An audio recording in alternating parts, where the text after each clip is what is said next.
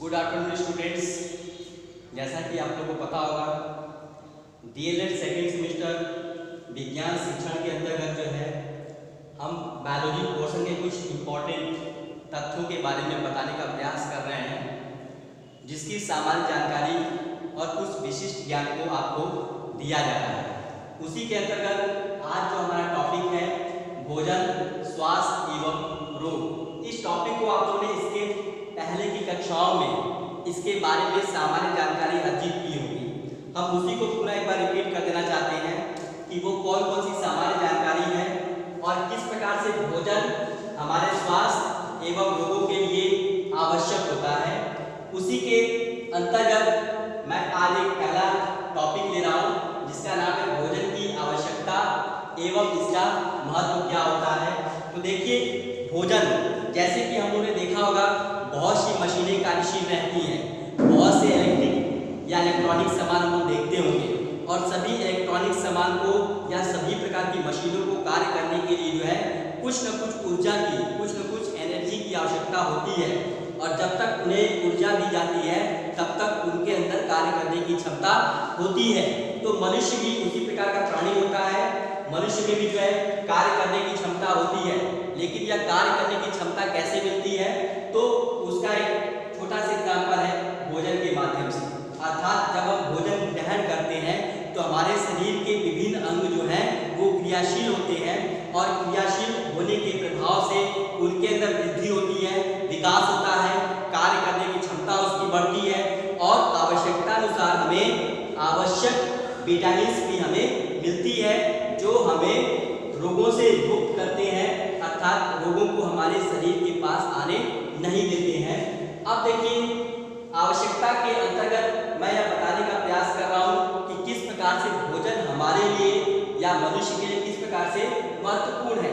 मनुष्य के अतिरिक्त जितने जीव जंतु हैं सभी को भोजन की आवश्यकता पड़ती है। देखिए, मैंने यहाँ पे पहला पॉइंट लिखा है कार्य करने की क्षमता। भोजन के माध्यम से मनुष्य के अंदर क्या होता है, कार्य करने की क्षमता उत्पन्न होती है, अर्थात उनके अंदर काम करने के लिए जो है भोजन की आवश्यकता होती है, जिससे हमें ऊर्जा मिलती है, और ऊर्जा मिलने के परिणाम स्वरूप हम विभिन्न प्रकार के कार्य को संपन्न करते हैं। दूसरा मैंने लिखा है ऊष्मा। ऊष्मा क्या होती है, ऊष्मा भी एक प्रकार की एनर्जी होती है, ऊर्जा होती है। तो हमारे शरीर के विभिन्न अंगों को आवश्यक ऊष्मा की आवश्यकता होती है, और यह ऊष्मा हमें कहाँ से मिलती है, भोजन के माध्यम से मिलती है। अब देखिए, तीसरा पॉइंट लिखा है तंतुओं की मरम्मत, या कह सकते हैं कोशिकाओं की मरम्मत। हमारी कोशिकाएं, क्योंकि मनुष्य का शरीर या किसी भी जीव जंतु का जो शरीर होता है वह कोशिकाओं के बना होता है, और कोशिका के अतिरिक्त जो है उसमें तंतुएं होती हैं।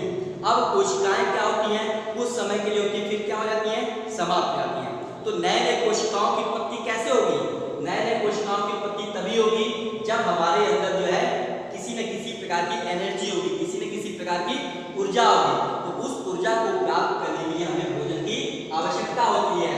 अब देखते होंगे कि हमारे शरीर के विभिन्न अंग जो है वह प्रभावित होते हैं या कहीं टूट जाते हैं, और फिर उनकी मरम्मत हो जाती है। कारण क्या होता है, हमें अपनी आवश्यकता के अनुसार भोजन के माध्यम से आवश्यक तत्व मिलते रहते हैं, जिसके कारण से हमारी तंतुएं व कोशिकाओं का पुनर्जन्म होता है। अब देखिए, अगला पॉइंट मैंने दिया है तापक्रम। मनुष्य का टेम्परेचर बहुत ही महत्वपूर्ण होता है। इस टेम्परेचर को बनाए रखने के लिए भोजन की आवश्यकता होती है। अगर हमें उचित समय पर भोजन और जल आवश्यकता अनुसार न मिले तो हमारे शरीर का टेम्परेचर जो है वह क्या होता है, या तो बढ़ जाएगा या तो बहुत ही कम हो जाता है। परिणाम स्वरूप हम विभिन्न प्रकार की बीमारियों से ग्रसित हो जाते हैं। इसलिए शरीर के टेम्परेचर को, तापमान को बनाए रखने के लिए आवश्यक ऊर्जा के लिए हमें भोजन की आवश्यकता होती है। अगला पॉइंट में लिखा है वृद्धि एवं विकास। कोई भी जीव जंतु जो धरती पे उत्पन्न हुआ है, चाहे वो पेड़ पौधे हों, भोजन के माध्यम से जो है उन्हें आवश्यकता अनुसार उनकी वृद्धि होती है और विकास होता है। और वृद्धि और विकास के लिए हमें क्या चाहिए, विभिन्न प्रकार के मिनरल्स चाहिए, है ना, और विटामिन चाहिए। इन सब की आवश्यकता कहाँ से पूर्ति होती है, भोज्य पदार्थों के माध्यम से पूर्ति होती है। आप लोगों ने डॉक्टर से सुना होगा कि एक मनुष्य को जो है आवश्यकता अनुसार जो है बैलेंस डाइट की आवश्यकता होती है, अर्थात भोज्य पदार्थ को ग्रहण करे, लेकिन किस प्रकार से ग्रहण करता है, उसको इस प्रकार से ग्रहण करता है ताकि उसे समय के अनुसार आवश्यक तत्व उसके शरीर को मिल जाए। अब अगला पॉइंट मैंने लिखा है विटामिन एवं लवण। भोज्य पदार्थ का मतलब ये नहीं होता है कि हम जो है अपनी आवश्यकता अनुसार भोज्य पदार्थ को ग्रहण कर रहे हैं, उसके अंदर विटामिन व लवण भी होना आवश्यक होता है। विटामिन और लवण हमारे शरीर के विभिन्न अंगों को आवश्यकता अनुसार हमारी कार्य क्षमता को बढ़ाते हैं, वह अपना वो स्वयं का विकास करते हैं। और लास्ट मैंने लिखा है रोगों से रक्षा, अर्थात हमारे अंदर जो है विभिन्न प्रकार के जो विषाणु होते हैं उनसे लड़ने की क्षमता उत्पन्न करने के लिए आवश्यकता अनुसार भोज्य पदार्थ की आवश्यकता होती है, ताकि नई नई कोशिकाओं को ये भोज्य पदार्थ क्या करते हैं, उत्पन्न करते हैं। और उत्पन्न करने के परिणाम स्वरूप जो पुरानी कोशिकाएं जब मर जाती हैं या उनकी डेथ हो जाती है तो नई कोशिकाएं हमारे अंदर उत्पन्न होती हैं और शरीर को जो है अच्छी मात्रा में उसके विकास में और उसकी वृद्धि में जो है अपना महत्वपूर्ण योगदान प्रदान करती है। अब देखिए इसके बाद जो है अगला पॉइंट हमारा आता है भोजन के स्रोत। जहाँ तक स्रोत की बात होती है, किसी भी जीव जंतु या वनस्पति के लिए जो है भोजन के विभिन्न स्रोत होते हैं।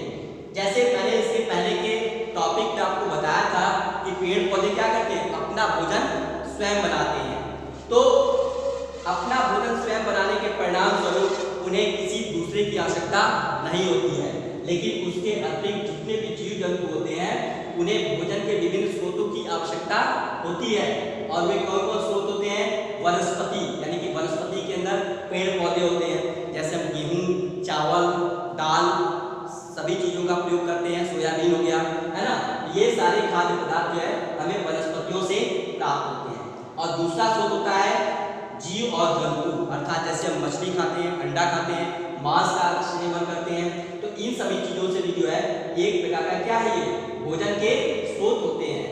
जब मनुष्य की उत्पत्ति इस धरती पे हुई थी तो उन्हें जो है वनस्पतियों के बारे में बहुत अधिक जानकारी नहीं थी, तो अपने जीवन यापन करने के लिए आवश्यक ऊर्जा प्राप्त करने के लिए इन्हीं जीव जंतुओं का वे लोग सहारा लेते थे।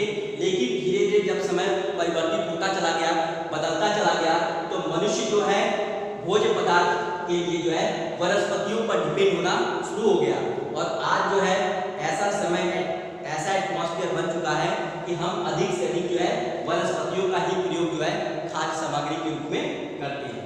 अब देखिए अगला जो इम्पोर्टेंट पॉइंट्स आता है प्रमुख तत्व, अर्थात जब हम भोजन ग्रहण करते हैं तो भोजन ग्रहण करते समय हमारे शरीर को ऊर्जा मिलती है। तो कौन कौन से एलिमेंट्स होते हैं, कौन कौन से ऐसे तत्व होते हैं जो हमें आवश्यक ऊर्जा प्रदान करते हैं या हमारे शरीर के लिए आवश्यक होते हैं। तो मैंने यहाँ पे 6 पॉइंट दिया हुआ है जो हमारे शरीर के लिए बहुत ही महत्वपूर्ण होते हैं। पहला है प्रोटीन, दूसरा है वसा, तीसरा है लवण, चौथा है आपका जल, फिर विटामिन और कार्बोहाइड्रेट्स। ये ऐसे तत्व हैं जो हमारे शरीर के लिए बहुत ही महत्वपूर्ण है, अर्थात जिस भोज्य पदार्थ को हम लोग ग्रहण करते हैं उसमें ये सारे तत्व होना आवश्यक होते हैं और वह इन्हीं आवश्यकताओं की पूर्ति के लिए जो है हम भोज्य पदार्थ को ग्रहण करते हैं। अब इसके अगले टॉपिक में जो है हम इसके अगले चीज को बताएंगे या बताने का प्रयास करेंगे